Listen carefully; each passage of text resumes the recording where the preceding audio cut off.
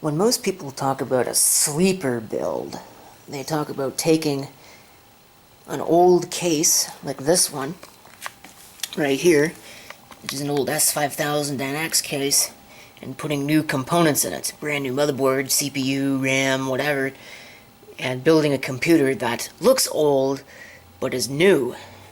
What I'm about to do is the exact opposite. I'm going to take the hardware out of this, which is pretty old.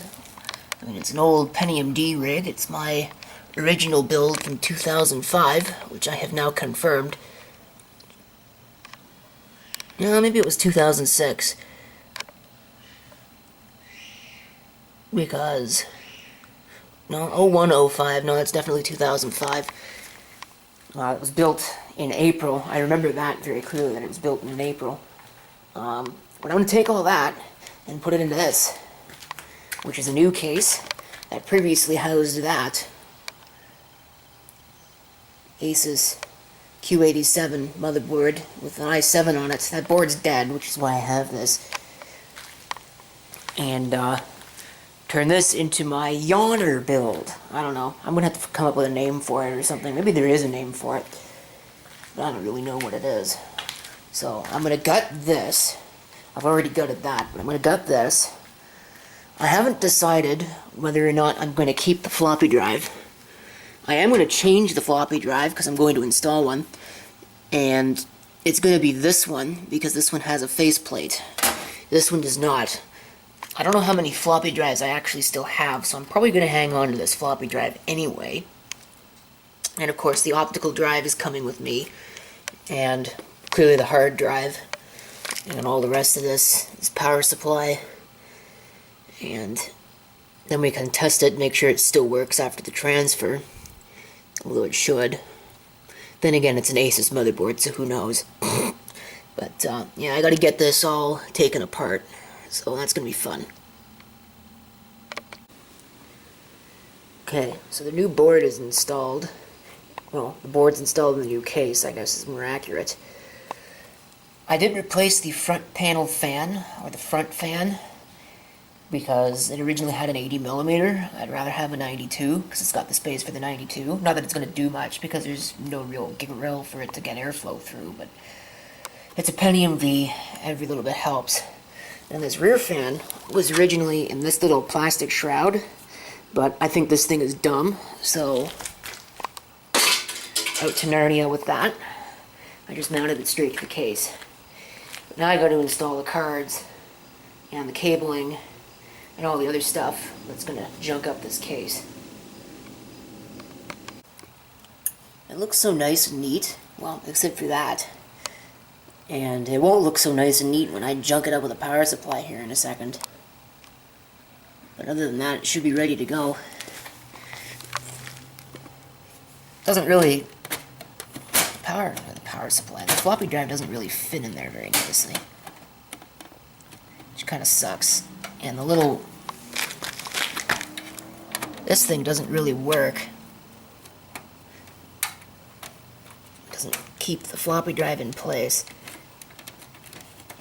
Well, it is now, but it's not long enough, so... oh well.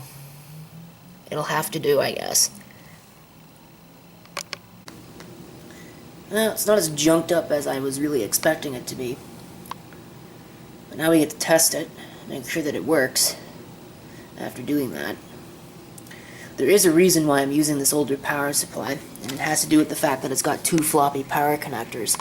So I'm going to have one for the floppy drive, and then one for this video card which needs it. So I'll put the side panel on it, and we'll give it a test, make sure that it works. I don't see any reason why it wouldn't. But, like I said earlier, it's an Asus motherboard, so who knows. Got a new keyboard here, at least to me. I'm going to go ahead and try it, see if it works. Kind of doubt it, but, you know, why not try it? So, now I just got to find where the power cord went. Plug it in. Okay. Now, is the front panel hooked up properly? Let me move this computer case so I can actually see the front panel. Okay.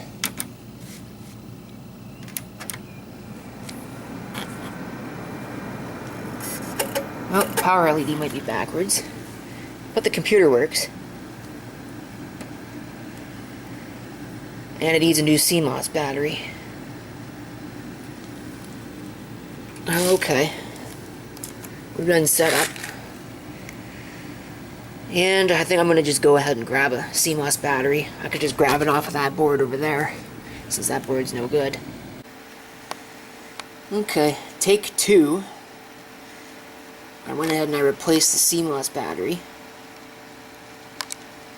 And I also fixed the front panel because I noticed that the hard drive LED and the power LED were plugged into the wrong ports. That's what happens when the labeling on the motherboard is dumb and backwards, like it is on these Asus boards. So, I ran into that problem with the new build I put together as well, where it was just labeled so poorly that I had to guess, and I ended up guessing wrong. Oh well, it's in there now. So I'm going to set the BIOS up, put the cover back on, and we'll boot it into Windows. Alright. Start it up in the Windows. That optical drive doesn't sound very good, but oh well.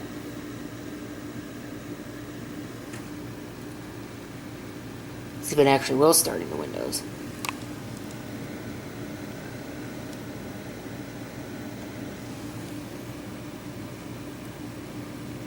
It's running Vista, of course. Why wouldn't it be running Vista? The system was built for Vista. So, even though Vista kind of sucks, it is what it is. No doubt there'll be people complaining that it runs Vista anyway. Even though, I mean, it's not like it's not my computer, so.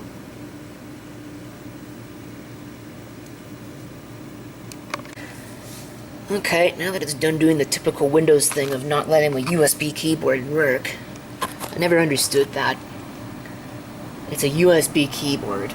I mean, let's get real. That should be built in and it should automatically work. Another reason to want the legacy ports. My mouse is moving on its own, which is hilarious.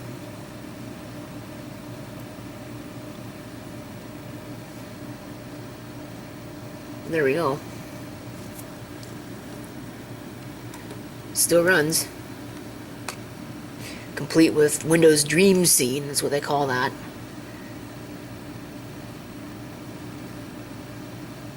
One of the only fun things you can do these days with Vista. So, anyway, that's pretty much it for that. So I'm going to just shut it down.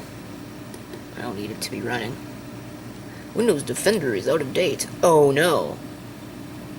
Can't have that, no can we? Oh, come on. Stop it. Shut it down. Now you can deal with this.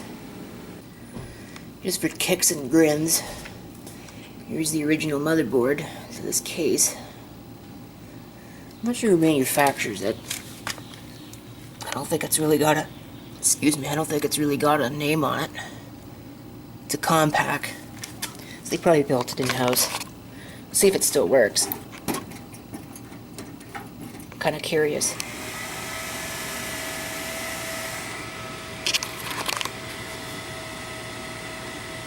It's not very promising so far.